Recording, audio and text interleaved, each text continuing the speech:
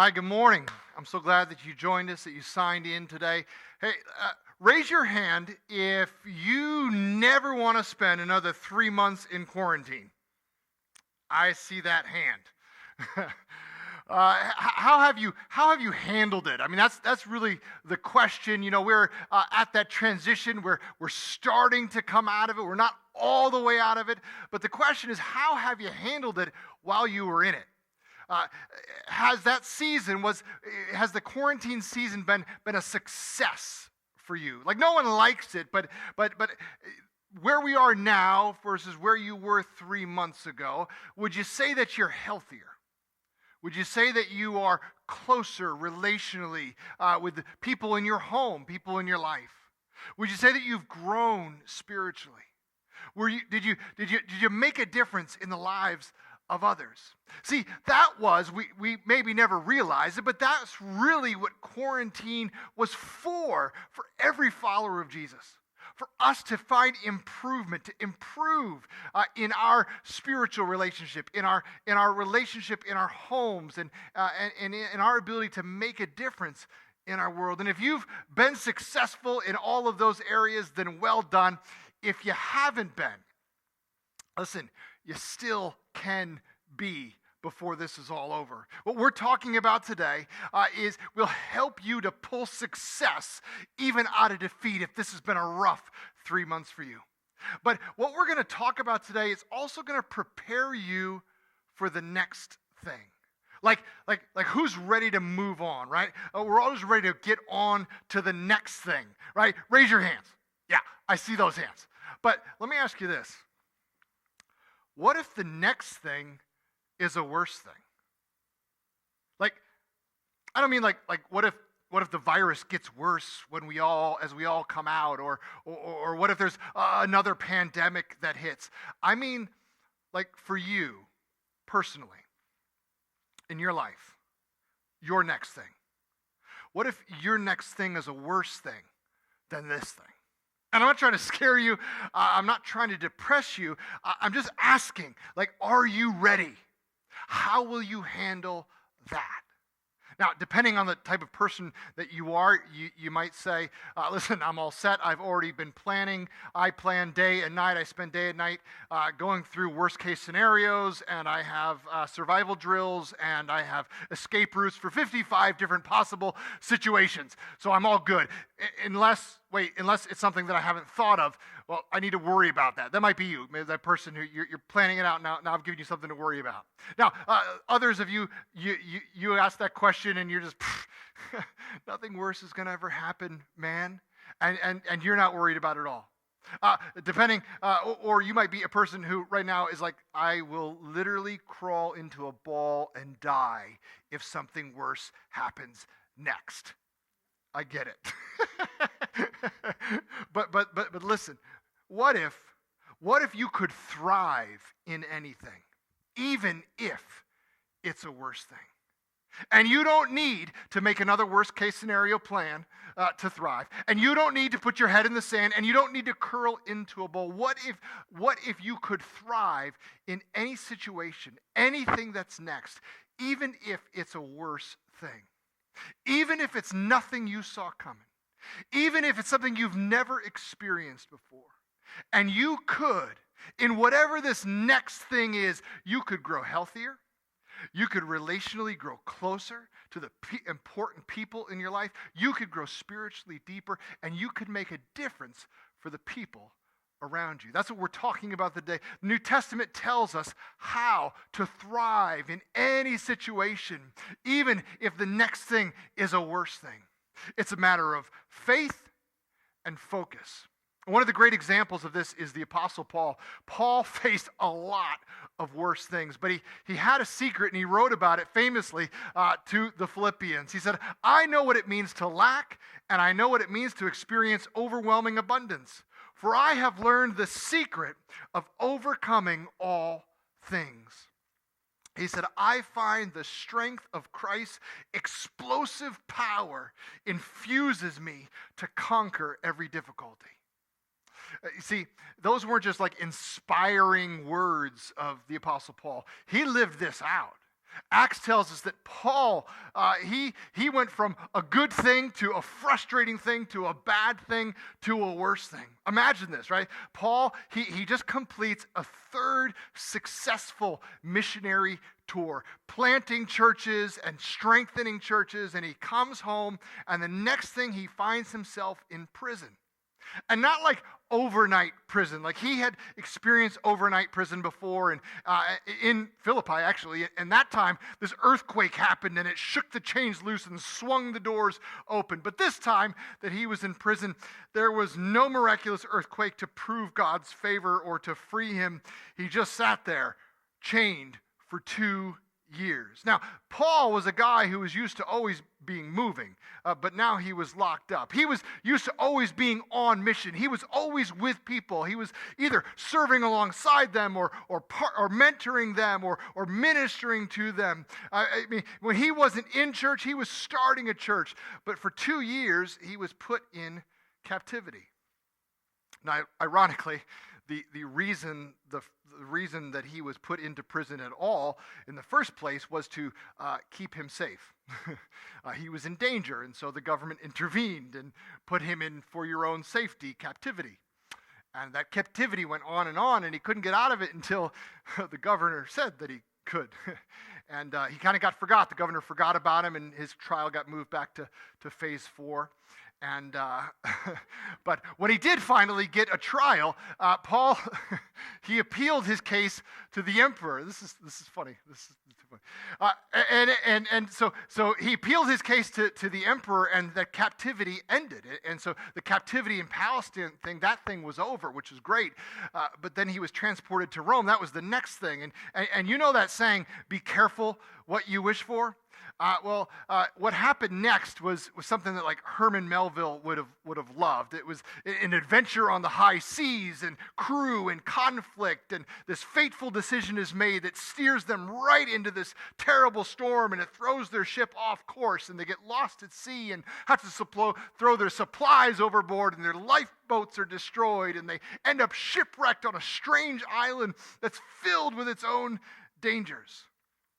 And I'm sure, although Paul was very glad to leave the frustrating thing behind, as we are, his next thing was a worse thing. But you see, this didn't crush Paul, because Paul had learned how to thrive on journeys, in captivity, in a storm, shipwrecked, even in places that he's never been before and is totally unfamiliar with. How? Well, he lived by 2 operating principles that enabled him, empowered him, infused him with the power to win the day in any situation. The Apostle Paul, he put his faith in God, and he kept his focus on now. To put it like in shipwreck nautical theme, he anchored his faith in God, and he focused on navigating the now. Now, these things, right, faith in God, navigating the now, these are things that are easy to say amen to on a Sunday. Right? They're easy things to remember. I can keep my faith in God. I got to focus on now. These are easy things to remember when we're not in the storm. But they're really easy to forget when the wind picks up. And you may know what it's like, right? Like you're in a situation and you don't like the situation that you're in, and you're just anxious to get on with it. Let's move on to the next thing. And in the meantime, because you're so obsessed with that, you miss the opportunity to learn and to grow and to make a difference in the situation that you're in. And you leave that situation, we move on to the next thing, but we're still totally unprepared for what is coming. But it doesn't have to be that way. If you and I will remember to operate our lives from this principle, these principles, then we will grow personally and make a difference in this thing that we're in right now, still in right now, and well as be ready to succeed in the next thing, even if it's a worse thing. Well, let me show you how Paul does it. His story, it's a great story. It expands 2 chapters of the book of Acts, and chapter 27 begins like this. It says, "When time came, we set sail for Italy." That "we" there is Luke. Luke is the author of the book of Acts, and he's also allowed to go along with Paul on this journey. So Paul and several other prisoners were placed in the custody of a Roman officer named Julius, a captain of the imperial regiment. This verse reminds us of something that I think is very important, that when it comes to anything that we go through. It's kind of this asterisk and why it's so important for us to keep our faith in God and our focus on now. See, we're never alone in any storm. Like, we experience things from our own window, and so it's easy to forget that this isn't just what I'm going through. But in any situation that there's always you, and there's the people who love you and have signed up to go through it with you, whether you invited them or not. And there's always fellow captives, people who are experiencing what you're experiencing right along with you. And there's always people who have more power than you that are involved in your story and watching how you respond. And even the most internal storm, the thing we think that's just us, and we're just dealing with that, and it's our secret, it affects others around us, and they don't even know why. See, it's essential that we learn to anchor our faith in God and navigate the now, because consider this. You may be a part of someone else's story. As we're about to see, like, Paul's in this storm, but Luke's story, it would have turned out very differently if it weren't for Paul. This is as much about them as it is about him. His commitment to anchor his faith in God and to focus on navigating the now, because he does, the captives and the captain, the sailors and the soldiers, they all have a very different story because Paul's there. You see, here's my point. How you and I respond to what we consider our storms, our trials, our worst things, it has an impact on the story of those who are on this ship with us, who we are sharing life with. So we've got to get this right. We've got to put our faith, because where we put our faith and where we keep our focus, it matters. So Luke, anyway, he tells us, like, okay, so almost right away, the wind is against them, and it forces them to go a roundabout path. They can't go the way they want to go, and it slows their progress. And so a little way in, they stop at a port, and they have a decision to make. And Luke tells us that much time had been lost, and they'd already become dangerous because now it was after the Day of Atonement. In other words, see, in the Mediterranean Sea, fall and winter are the stormy season. September, it's already risky. November, it's virtually impossible. This was October, right in the middle. So it was beyond risky and well into that season of inadvisable. And so Paul, he offers some unsolicited advice and says, hey, we should just stay here. But the centurion, the captain, the one in charge, instead of listening to what Paul said, he followed the advice of the pilot and the owner of the ship. How many know that sometimes we find ourselves in the middle of trials and storms that aren't our fault, that could have been avoided, that we got plunged into because of someone else's decisions? Listen, this is also true, that you may be caught in someone else's storm. But how you and I respond when we find ourselves caught up in, their mess, their fault, their bad decisions, that will shape our character. And it also makes it may be the difference for them between sinking and salvation. So where we put our faith and where we keep our focus, it matters, not only for us, but for everyone we're sharing life with. So Luke tells us, look, they set out again, and sure enough, just as Paul, he told them not to, they find themselves right in the middle of a storm. And before very long, a wind of hurricane force called the northeaster swept down from the island. And the ship was caught by the storm and couldn't head into the wind. And so we gave way and we were just driven along. They were helpless. We took such a violent battering from the storm. The next day, they began to throw cargo overboard. And then, listen to this.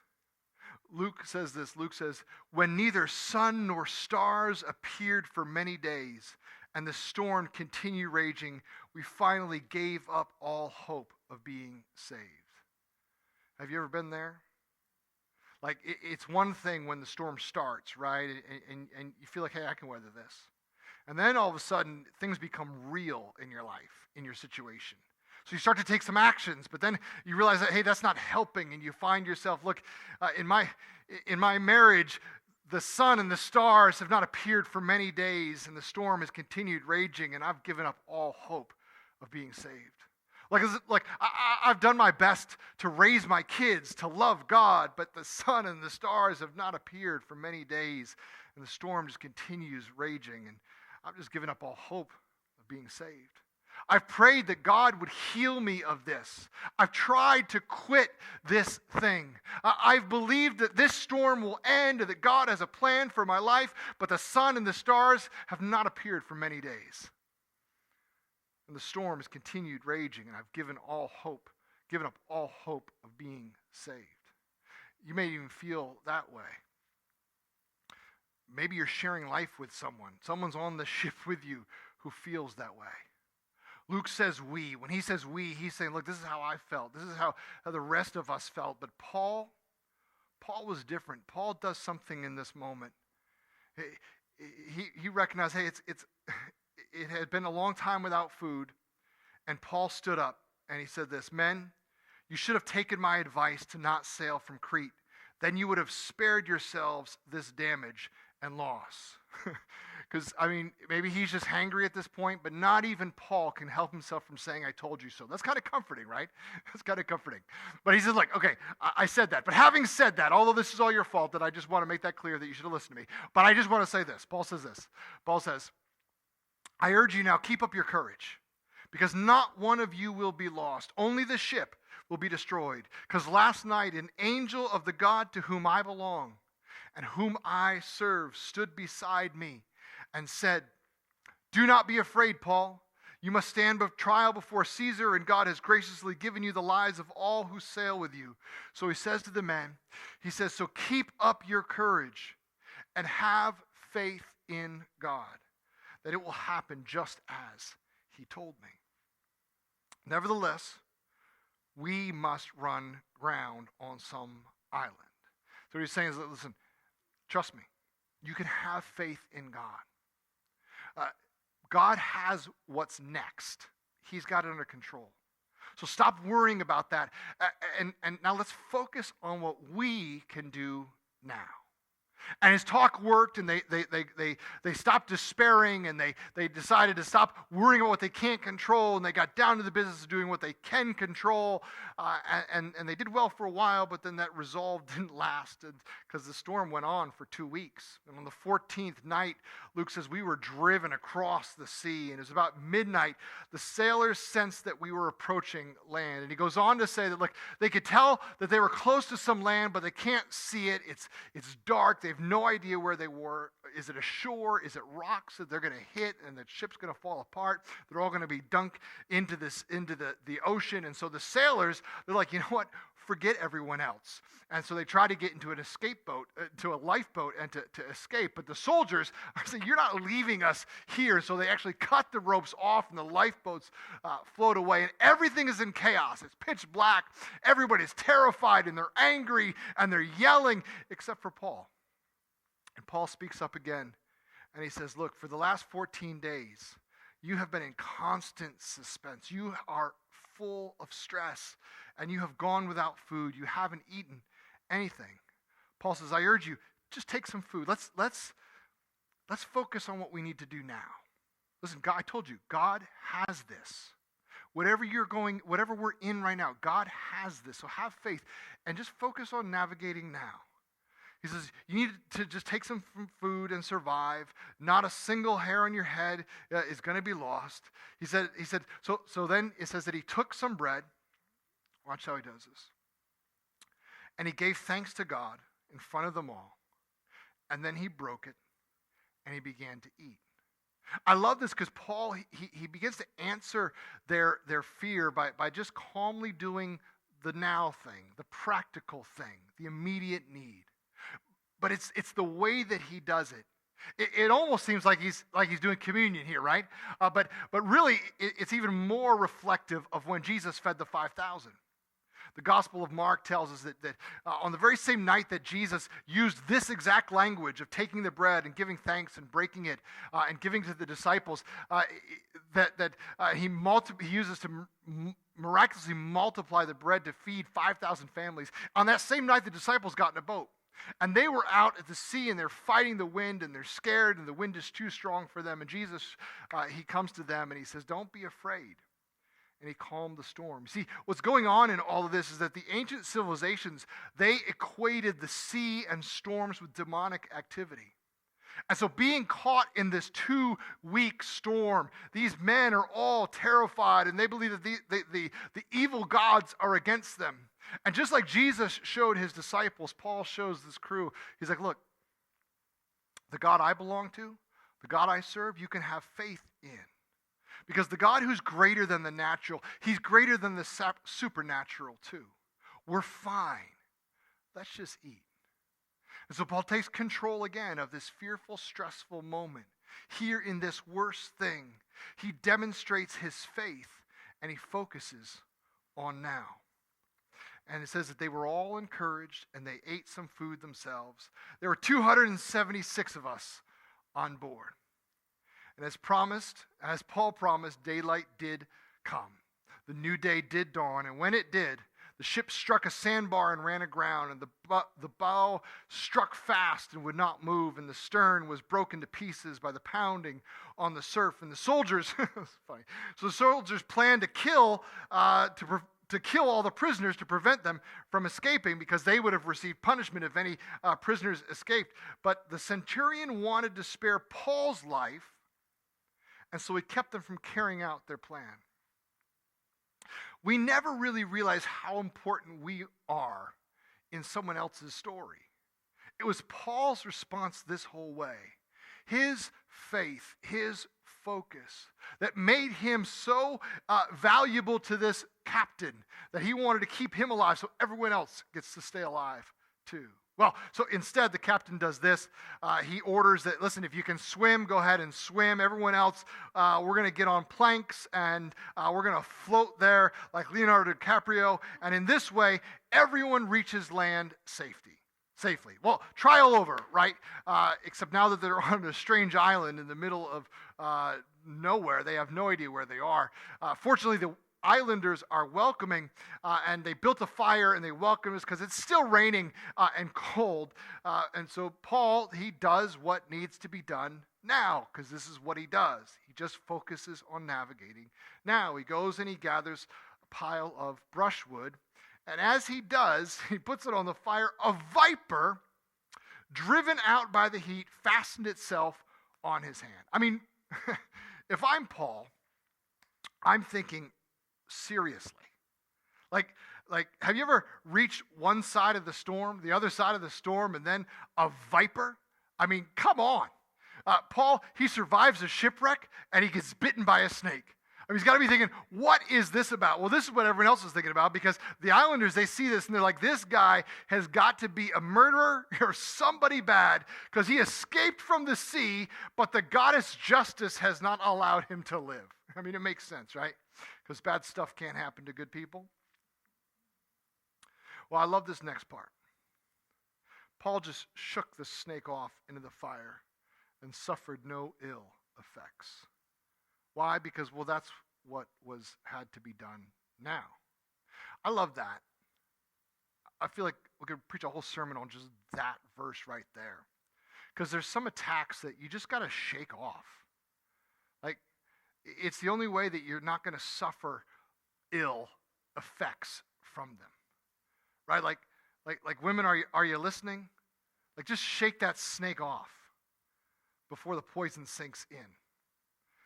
Like you got some critical voice, just shake that off. Don't allow that to soak into your life. Christians, your accuser bringing shame and doubt and fear, just shake that off. And don't allow it to cause ill effect in your life. So Paul, he does what he needs to do now. And Luke, he goes on to tell us, look, that after this happens, then they find out that there's a disease that plagued the lion, the island.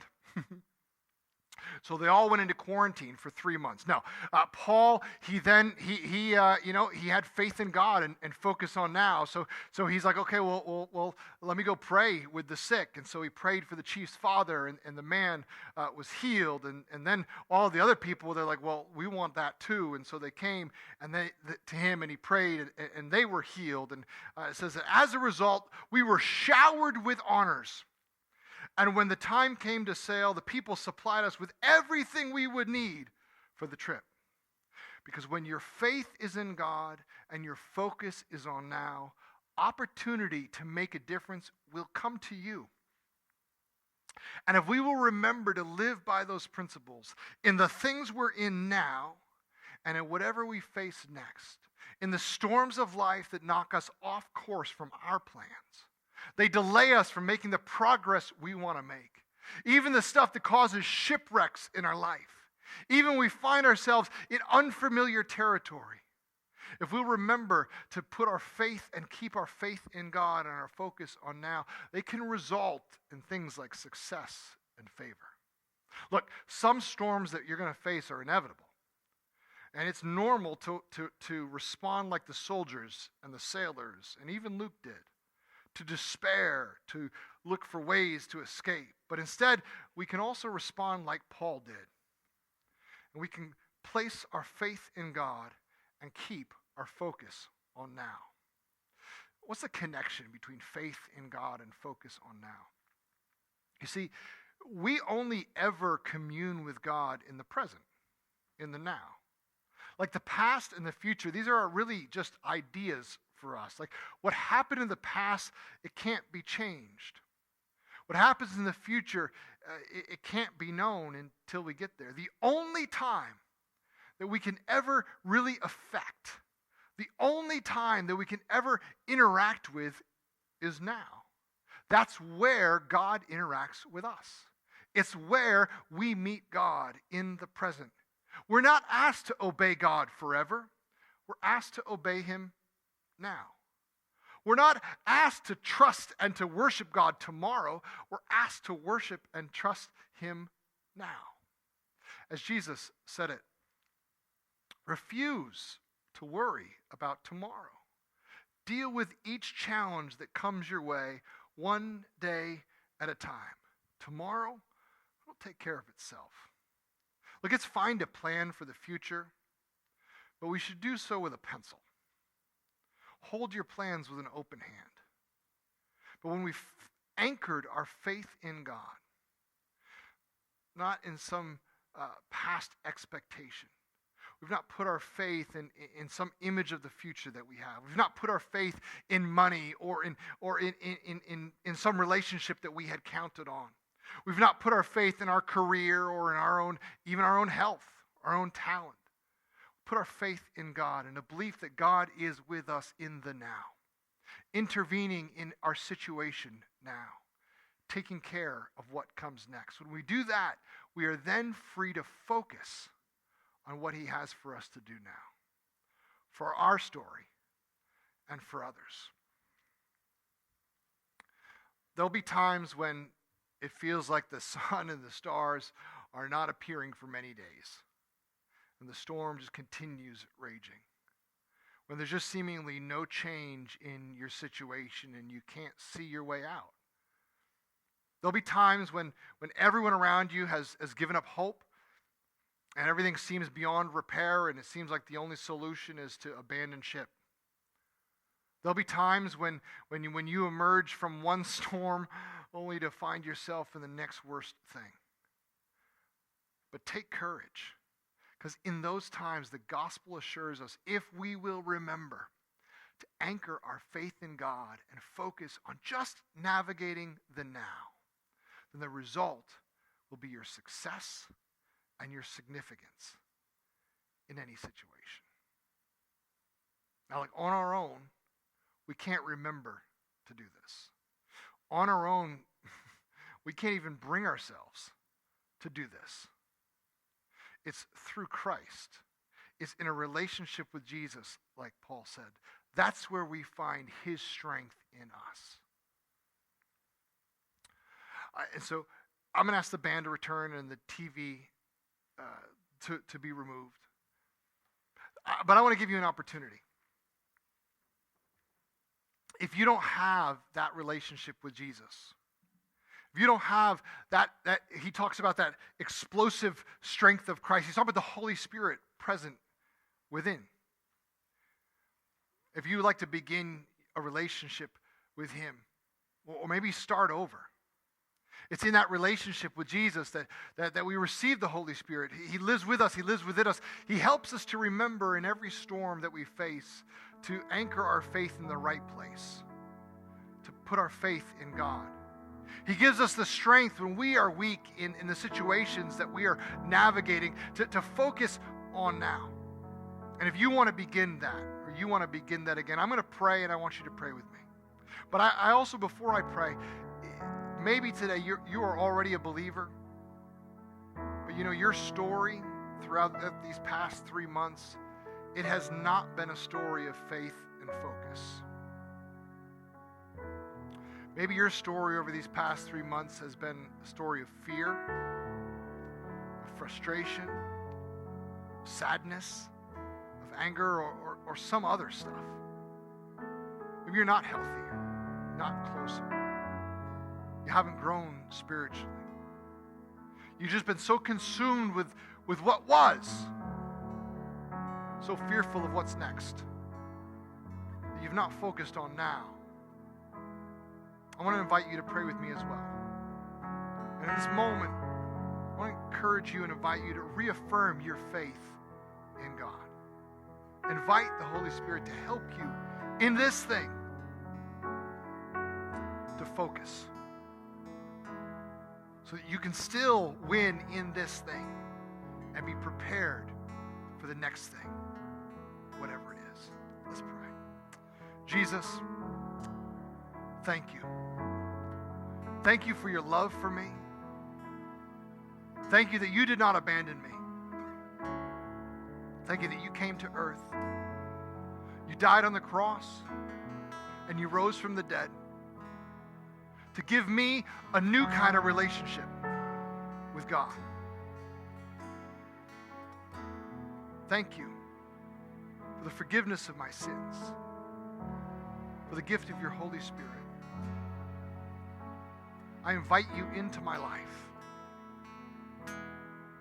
Remind me in every moment, in every season I'm in, to keep my faith in God and nothing else. Strengthen me in my weakness, in my fear. Help me to keep my focus on now, on obeying you now, following you now, for your glory in my life.